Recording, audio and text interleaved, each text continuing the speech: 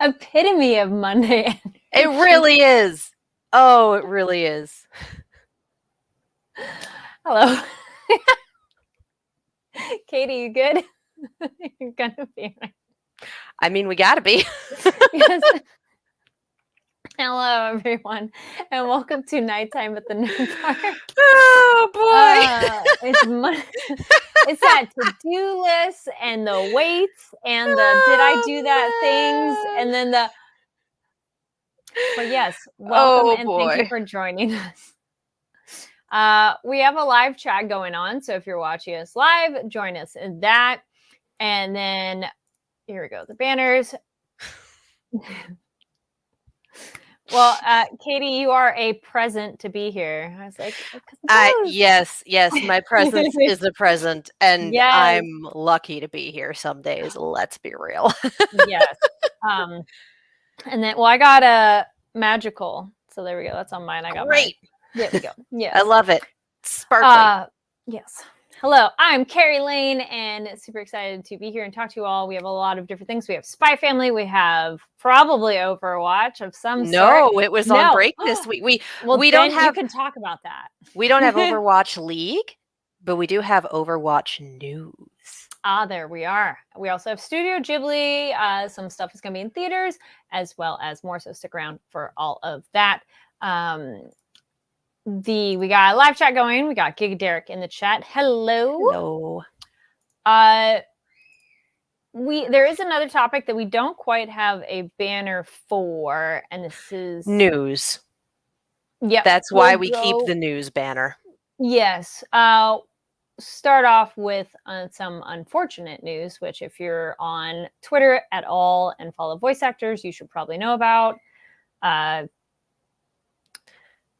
Billy Kametz passed away of stage 4 colon cancer last week. It was, as far as anyone knows, very sudden. It is absolutely a tragedy in general. And for the voice acting community, he was like 35, 36. He was very young. Yeah, there is currently I think it's a GoFundMe. I'm not sure. I can't remember which platform specifically that was being used for his medical care and is now being used for his funerary care. And there is also a call to donate to colon cancer research because it is one of the most underfunded cancer researches. So it's a tragedy. It is, may his memory be a blessing. Our hearts go out to everyone affected by this. And you don't have to have known him personally to be grieving. So if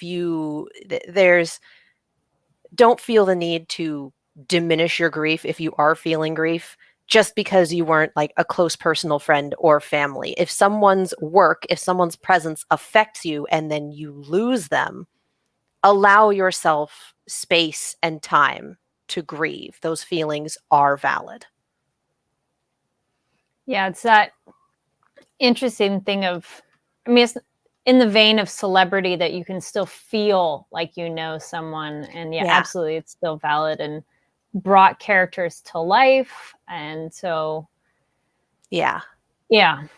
And death is always unfortunate in that way, but someone really young, it's even worse. And then suddenly it's like,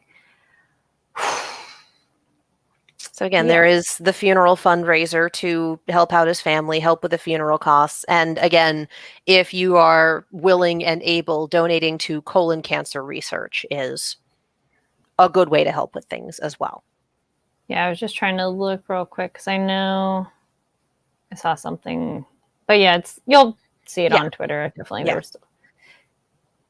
Anyway. Yes, that's why we have the news category of unfortunate.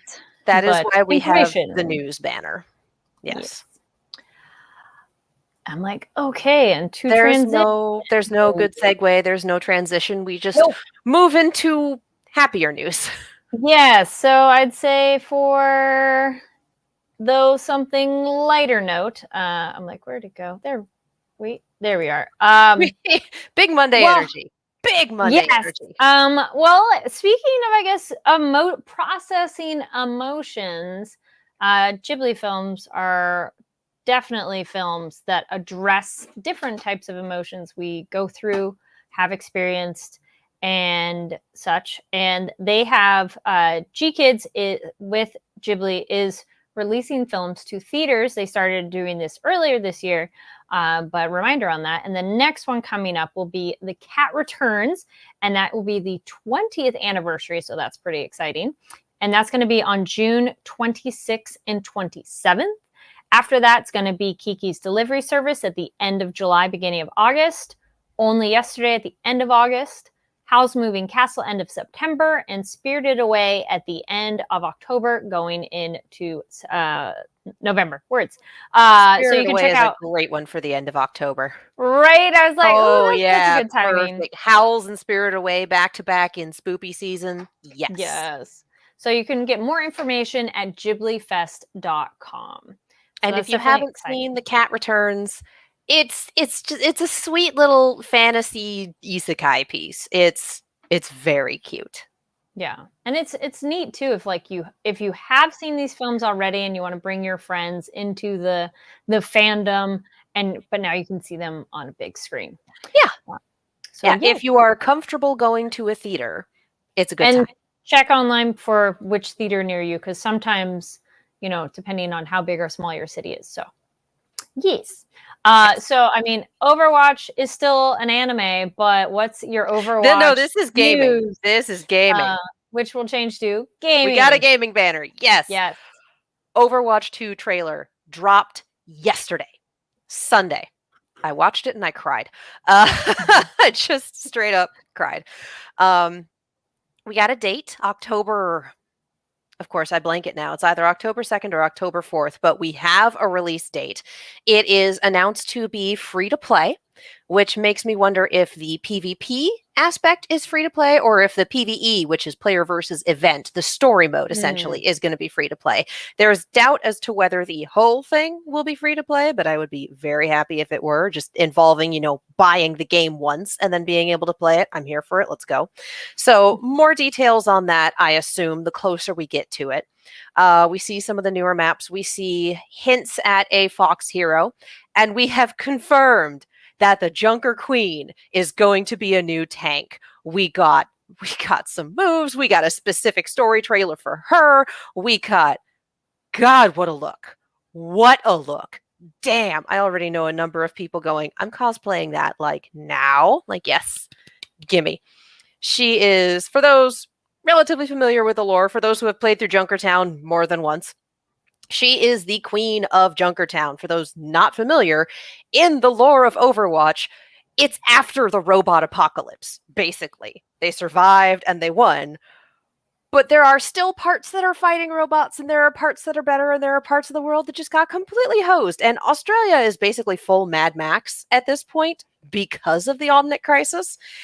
And one of the main metropolises is called Junkertown. It's made of scrap. It's a very rough and tumble, again, Mad Max aesthetic. And for those familiar with the characters, Junkrat and Roadhog are two characters that we've had from there already. We've heard from the Queen. She has a couple of voice lines in the Junkertown map. We've heard reference to her in the short that we got for Junkrat and Roadhog. Actually seeing her in motion, getting confirmation that she's going to be one of the new heroes we get, sign me up. I will relearn to play tank. I already play a relatively terrible Sigma. I will relearn to play tank for the Junkertown Queen. I am so excited.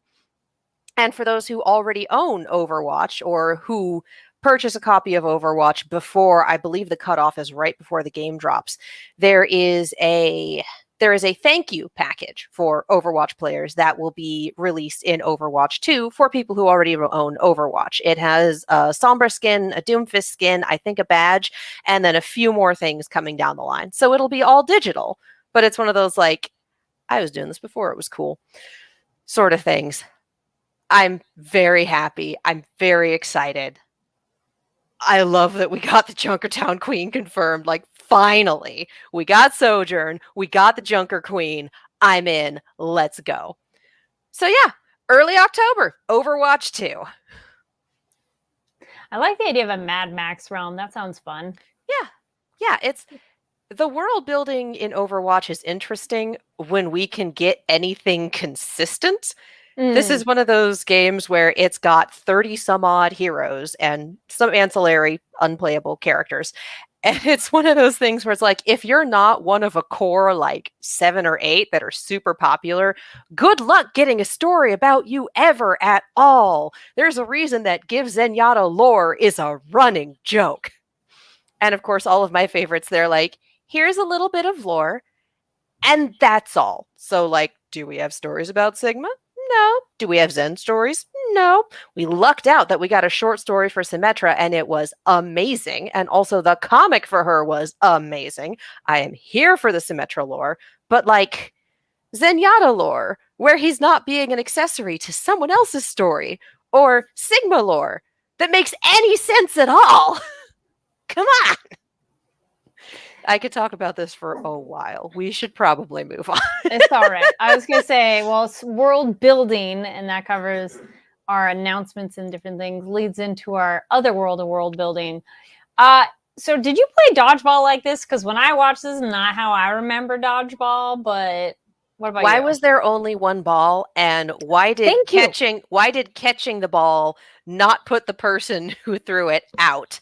And also, they're like, headshots don't count. And then he would just whack people in the head, and it counted. Like, I realized we're a comedy manga. You, and I'm like, what? Yes, we're a comedy manga, but we're also not consistent. Like, all right, whatever. It was very much like, where are the other balls? Why is there only one? But you know, it has to be elegant. And I assume this is also because we have this teacher and not the gym teacher, who I think would have a better idea who knew what they were doing.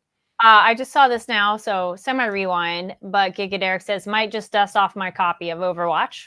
Do it. Do it. Do it. Yeah, I thought, so leave a comment on what you remember of playing dodgeball, of how similar or dissimilar this was to you. Because, yeah, I remember I'm like, no, there's lots of different balls being thrown. So it's far more dangerous of like, they could be anywhere. And yeah, you caught it, they got out. And then they didn't go behind you and could throw it at you. And I'm like, what? There was some weird. There was some weird rules. All right, cool.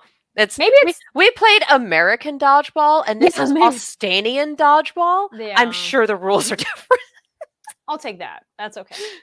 I did honestly believe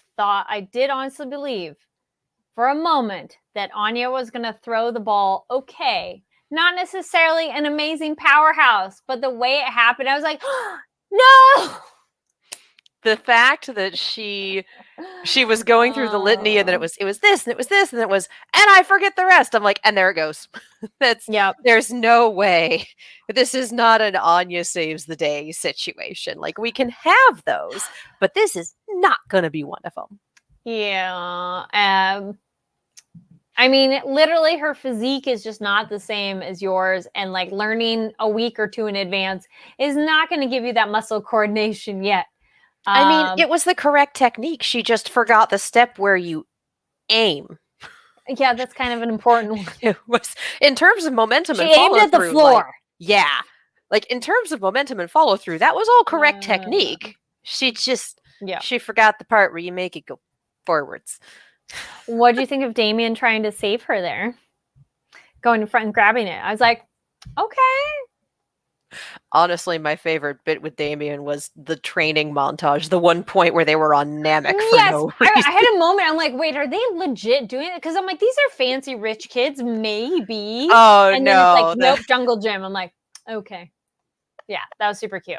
Just the fantasy of all, and it's just cutting back and forth between like the fantasy of like the Namek bit where they're catching energy, and it's the tire swing. That was cute. That was amazing. That was very funny. Giga Derek in the chat says, I remember more balls, headshots counted, catching the ball eliminates the person who threw it. Yes. Thank you. I feel like headshots counted is kind of a bullshit rule. Yeah, I thought you could hit anywhere. No, I mean, the idea of if you hit someone in the face with a ball, you get them out is like, You want to encourage not throwing the ball at other kids' faces. Yes. I was going to say that's in a new current television show where somebody gets hit in the head/face with the dodgeball, but she's not paying attention. So if you're watching current something on Disney Plus right now, but I don't think she's really paying attention. So it wasn't necessarily like on purpose. She just is like a little more daydreamy, and it's like, oh. I mean, I can't be the only person who watched this movie and who watched this episode and went, if you can dodge a wrench, you can dodge a ball. Like, you know?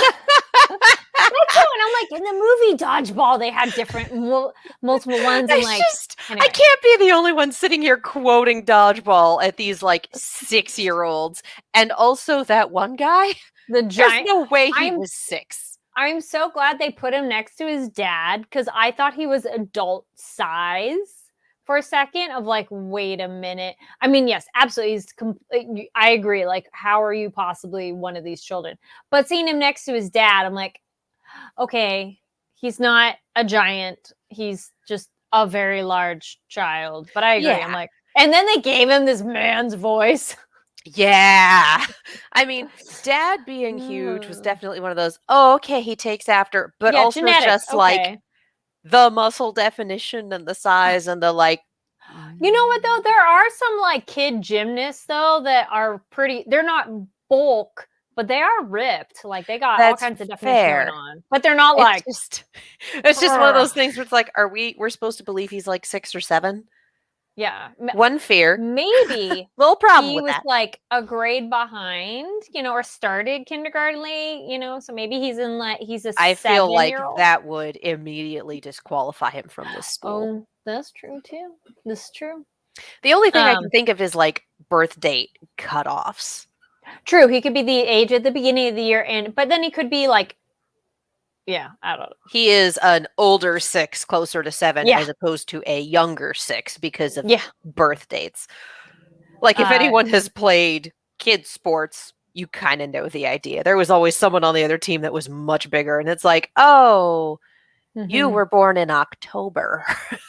Right? I'm an August baby, so I was always that one extra year in front of everybody else in a way. So I feel that. I'm like, all right. But I did love how much he got thrown off by her dodging him and knowing what she's. I thought I'm like, maybe already get him because he's so jumbled at this point. No. Nah. Did you like her training though? I liked her training. Her training was great. That was her training, the boys' training montage. It's just all of it was hysterical. And after this, I also appreciate Twilight going, oh, it's a rumor. Well, you can't substantiate that, but Yor can take this one. They seem to be having fun. Just him kind of going. Yeah, he's like, I said she could have it, so that's okay. Well, and after 2 episodes of the adults attempting things, it's nice to be back on Anya. Yeah. Good Eric said I lost it when he said daddy. That's true. With that deep voice, daddy. Daddy. Like, woo. Alrighty. Cool. You're like, oh. Who voiced this child? Yeah. Yeah, I liked it was fun to have the kids more. And I like Becky too on the sides going, I don't know what is going on, but okay, I'll be here for it. Becky continues to be my favorite. I love her. She's so funny. Also I'm like, it's not our headmaster. I keep on the head dorm guy. Our Mr. Elegant. It was interesting seeing him in jogging attire. Yeah. But, maybe fitness can count as a form of excellence in your physical best. I can see that. But it was funny, like, sir, you're not jogging in a suit? It was also weird to see him without the monocle. I was trying to figure out what was throwing me so badly, and it was the hat and no monocle. It was like, Yep. And then a shower. I'm like, what are we watching?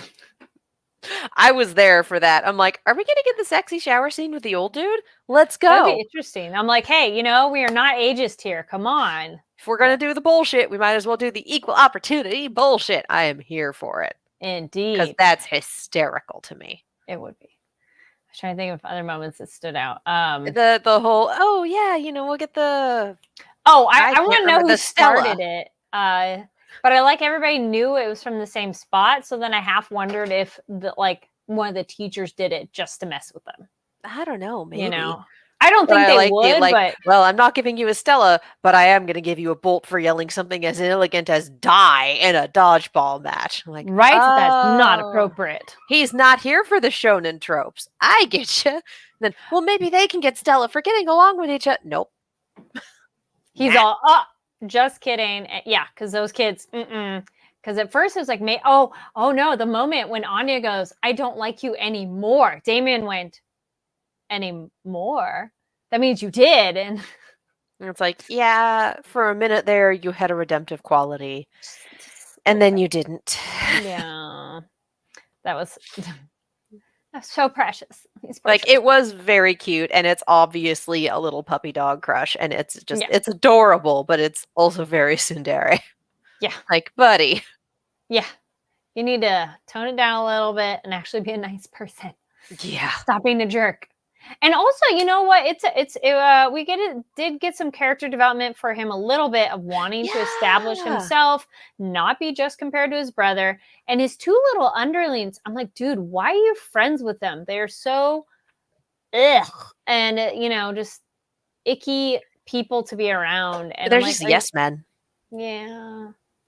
But it's sad. Like, he deserves better friends, like, who will lift him up and not be like, oh, I don't know. I just really like genuine friends. And yes. not, so it's like, oh, your brother, this and that and the other, and not picking up on the fact that he's not happy. But being like, oh, and nobody came to the orientation, so there's no one in the photo with him. It's like, I thought it was just nobody holding his hand, but that makes more sense. Nobody was there. Like, Dad's a paranoid nut bar, but where's Mom? Where's his brother? Even his brother could have been there, yeah. Anyone. Aww. There was no one there with him. Yep. So it's like, oh. Our little wonder how many other secrets that photo holds. Oh. Because we have him with no family or anything there with him. We have our absolutely mortified Anya and company family. I'm like, show me the rest of it. Show me the other secrets in this photo. Becky's family. We need to know that too. I'm sure Becky has a completely normal, if very rich family. Yes. She seems well. There you go. She's a well-adjusted child, so I'm hoping her home life is good because she seems to be a good person. Like, I mean, she's a rich 6-year-old. Yeah. And rich comes with some things, and 6-year-old comes with some other ones. But, like, she seems pretty cool, you know? Yeah. Fairly solid. Also, we start off with the kids fighting, and she's like, stop talking to them. They didn't, they're not worth your time. Let's go. Yeah. No, Becky's pretty great. We like Becky. I don't think there was any other. I mean, we didn't have much with Twilight. It was, but like, this is an example of a pseudo filler-ish episode, but it's not, because it was very entertaining and we got some character development with different people. And then Anya, though, too, her moment, yours advice never works or something. It's like, everything Mom teaches me is garbage. Well, Anya, maybe it's just, not quite right. I think that was a line Yor had that was kind of like, oh, her fake physical fitness thing. I did think she could have been like, oh, I did sports as a kid, or I like to jog. But her just like, oh, no, I just played with my brother. I'm like, you could have said something else a little more invested besides just, sports. We've established that Yor is bad at this. That's true. She's not. Yor is real bad at this. Like, poof. Yep. Oh, yeah. There is maybe one brain cell in that brother-sister relationship, and they play Pong with it. Yep. I did like. And there's one brain cell in this family, and then Twilight holds it. He's like, this is my brain cell. Yes. But he did pick up on her, like, violent tendency of, like, what? Record scratch? And then, nope, never mind, moving on. He's not very perceptive enough. Yeah. At his times. It's like, when you think you're the weird one in the family, you're like, oh, but they're normal. It's perfectly explainable. It's fine. It's like, true. No, all y'all are weird. Yeah. So, I'm excited to see more. Yeah, it's just one of those, every time I'm like, okay, I'm ready for the next one. Give me more of this story and their adventures. One other thing I noticed about this episode, the cold open lasted forever. And then also there was a huge chunk of time between the theme and then when they actually did the title of the episode, the roll credits bit. Like it was weirdly spaced. Like that cold open was a good minute and a half, 2 minutes long, which is pretty long for a cold open in a 22-minute episode. Yeah. And then we got the title a solid several minutes after the opening, when usually it's just like, let's go. It's right there. It's in the corner. This one was very much like, the title! Like, we waited for a while, and then we made it obvious. Like, it wasn't bad. It was just like, that's new. Yeah, I kind of want them to bring subtitles back to the opening theme song. I noticed those have been gone for a while. Yeah, it is fun when they change that up. It is weird sometimes though, because you don't want to like skip something because you're like, wait, how long? We're watching. Okay, good. We have chunk of content, then theme song, and then back to content. Because some shows, they kind of intersperse. Yeah. So you're like, wait, what are we doing? Well, keeps you on your toes. Yeah, no, we've had cold opens for this show before, but this one was just really long. A bigger one. Yeah. Yeah. I was gonna say that's kind of feels like it's it. Yeah. I mean, it's kind of a light one. Yeah. They tend to be shorter discussions when they are lighter episodes, and this is a lighter show. Yes, this is true. I was gonna say, there we go. Well, other things you could be watching and checking out. I was trying to make sure I read it right. I saw. Well, have you? Well, there it was in the chat. I had like 3 random thoughts all kind of meshed together. Lewis mentions, I think, been watching this new season Orville. Nice. I did start that as well. I'm excited to have it back. I like the previous seasons, and their budget looks really good. Like the special effects, it looks phenomenal. Like the first episode back, so that's really good. Severance. I started that one on Apple Plus. I'm curious to see where it goes. It is a slow-paced thriller for people if you haven't watched it yet. Like slow burn, but I'm curious. It's one of those, where are you going to go? So I'm curious on that one. So a fun movie over on Netflix. It's a French film, How I Became a Superhero. And it's very cool and fun. Think kind of My Hero Academia world building-ish with a little bit of X-Men-ish, because it's a world where random people have powers. They go about their lives. They can be superheroes or supervillains. And some people, maybe have a little bit of trouble controlling the powers when they're young or emotional or something. And it's about this cop detective, and he's following a case where somebody's kind of making a drug to give you temporary powers. Yes. So a little bit of Project Power, tiny bit-ish. I was going to say, so there is some My Hero Academia shit in here. Yes. All right. And that too. And then like how My Hero had the amplifier drug, but this one is you get whatever power that drug is associated with. I won't tell you how they do it, but it's like you and I could get the same drug and get the same power, but we could have different abilities or no abilities, because you could also be a normal person and get abilities temporarily. So, right? So it is maybe a little more of an indie vibe, because I saw some comments. I think some people are like underwhelming or something. I'm like, oh, shut up. More indie vibe. It's very French, and that's really fun, I thought. And, just if you like superhero stuff, if you like the idea of My Hero Academia, where some people have powers, some people don't, how does that affect your life? What if you're a cop and you work with superheroes or don't? And what happens if you're an aging hero? They have that too. And what that's happens? Some Tiger and Bunny stuff. Right? And if he has, health issues or something like that. So I do highly recommend How I Became a Superhero. That's a French film. It's on Netflix. And All right. I got, go ahead. Okay, well, the chat, we got Gigadera said, I've been enjoying Trapped in a Dating Sim, and the 4th season of Young Justice finished last week. I've heard about that. All right. I was going to mention a show, but go ahead and then we'll see if we've both watched them. Oh no, there's no way our recommendations match up right now. So go ahead and do your last one. Well, real quick, I'd say one, been watching Obi-Wan, which I think is fun, or Kenobi. And it's, I mean, if you're a Star Wars fan, I don't know why you wouldn't be watching. There was a really cool picture going around online of baby Leia and Carrie Fisher as a child, and they look very much alike. Oh, and really cute. And you're like, oh, that's really great casting then in that way. And then the other one, the new Ms. Marvel show on Disney Plus, I thought it was super fun. I think it was Jasmine who was on our show in the past. I think it was her who was giving a little bit of Scott Pilgrim and Into the Spider-Verse vibes. And I'm like, yes, there's lots of color. There's like digital cartoon overlay of different stuff, like of how she's daydreaming. And yeah, just also a great example of representation, because I've seen lots of Pakistani people and South Asian people super excited about the different cultural pieces in it. And even if you are not of that group, you can enjoy it too, because it's a kid and dealing with life and family and friends and then getting powers.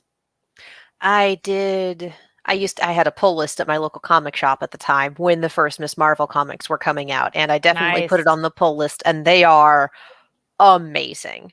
I am absolutely thrilled that Kamala Khan has caught on the way that she has, and that it's blown up this much, that so many people love this character.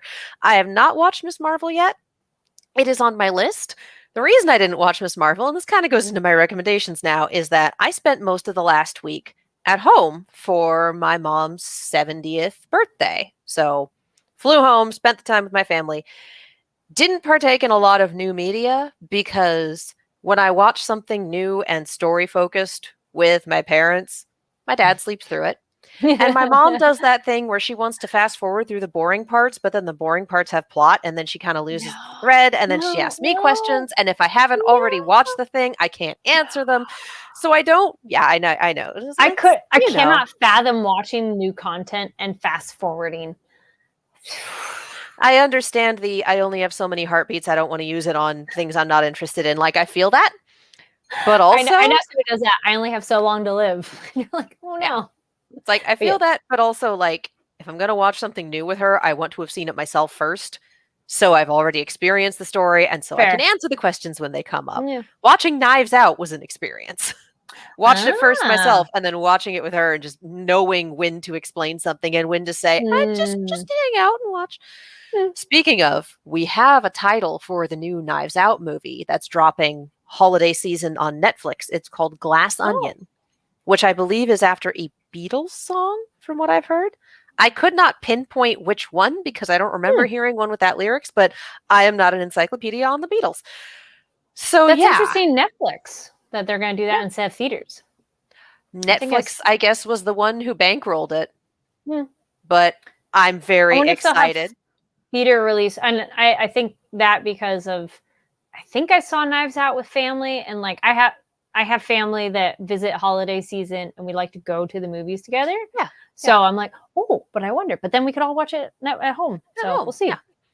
So I'm very excited for that. But that's things we're excited about. This is recommendations. So my parents also watch a lot of reality TV, and this is something that I picked up on that I liked a few years back. There is a show called Below Deck, and it is just, you know what I'm talking about? I think so. Curated is it the people garbage. Who work on a ship? It's like service industry? Yes. Luxury charter yachts. The kind where you pay tens of thousands of dollars for you and how many other people to just be on this yacht for 3 or 4 days. And the private professional chef makes you meals, and they take you to islands, and they, you want a beach barbecue, they'll set up a beach barbecue for you. You want to throw a themed party, they'll set up a themed party for you. Like, I feel that would just hurt my heart. This is how the rich people live. This is one of those things where I would love to do a trip like this, but it's going to have to be on someone else's dime, because that is expensive. So this is money. I would love stupid money. This is a reality show about the crew that works on the yacht. So all of the people who make sure it work, all of the service people, the chef, the captain, everything. And they're dynamic and they're, it's reality TV. So there's a portion of it that's scripted, but you also get to see some of the guests that do charters on this yacht. And sometimes they focus on the guests because they are wild or just batshit insane or just, this is how the other half live. And sometimes all of the drama is with the staff and the guests are relatively chill and undramatic. So it's really give or take depending on the episode. So if you like reality TV, if you like seeing how the other half lives, or if you're like me and you kind of want something to follow, but you don't want to follow it too close, but it's really nice background noise, and occasionally you can look up and go, oh my God, that water is cobalt blue. They are in Greece and it's beautiful. Or how much did that champagne cost? Or like, what did they do? She's hitting on the chef. Stop that. You just want to occasionally look up and go, humanity, and then go back to what you're doing. When I asked to watch it, I forgot what it was called and referred to it as the Trashy Boat Show. So it's the Trashy Boat Show. But it sounds about right to me. If you like reality TV, you can't go wrong with Below Deck. It's on Bravo. It's the Trashy Boat Show. Enjoy it. And rounding out my Katie's recommendation section is a little weird today. I'm also going to recommend something for you guys, Sight Unseen. It is a brand new musical in the Hollywood Fringe Festival. It is, I have seen it described as a queer anti-capitalist retelling of the Frankenstein story, and it is called Teaching a Robot to Love. If you are familiar with the nerd band The Double Clicks, one of their members, Laser Milena Weber, is one of the writers for this show. If you are familiar with the Library Bards, both Bonnie and Xander are in it. Eliza Pearl is in it as well. And Kelby Joe McClellan is playing the robot, and they're amazing. So I am very excited for this, and I want you all to watch it with me because I trust all of these humans who have made it to make quality things. I trust all of these humans who are in it to give quality performances. And if you're like, I don't live in LA, I can't go to something in the Hollywood Fringe, it's streaming. The performances are streaming online. I am buying the online ticket to the Tuesday show. I haven't been able to go yet because what is my schedule? But I will be streaming the Tuesday show. It's their finale. I will be watching it. And then the VOD is available afterwards if you want to watch it again. So again, it's called Teaching a Robot to Love. It's a musical. Very excited. Everyone should join me. There's a show on Saturday and a show on Tuesday. Get the streaming tickets and just enjoy. Yeah, I'm glad you mentioned that, Howie. Yeah, Hollywood Fringe Festival is going on right now, and a lot of the shows are doing a streaming VOD version, which is fantastic because, it just either if people can't or aren't comfortable. Though when I did go see a play in person, I saw Cleo Universe, which my friends Ruchi and Falcon wrote and are in it and produced it. But theirs, they checked your vaccination card at the door, and they had people wear masks. And it was not too crowded, so it felt like it's black box theaters, so it's a smaller audience, which is nice. With. You're talking about an audience of like 50, or less per performance, or fewer, yeah. And then that just opens it up to anybody, anywhere, or if you physically can't get there or something like that. So I'm like, that's awesome to have that as an option. So, and if you want to hear the songs, the Teaching a Robot to Love soundtrack is on Spotify and has charted on Billboard. Nice. So cool. They got it. If you're worried about is it quality? Yes. Is it actually queer? Do you know how many queer people made this and are in this? Yes, absolutely. So love yourself, get yourself some Pride Entertainment, and watch Teaching a Robot to Love. I like it. Yes.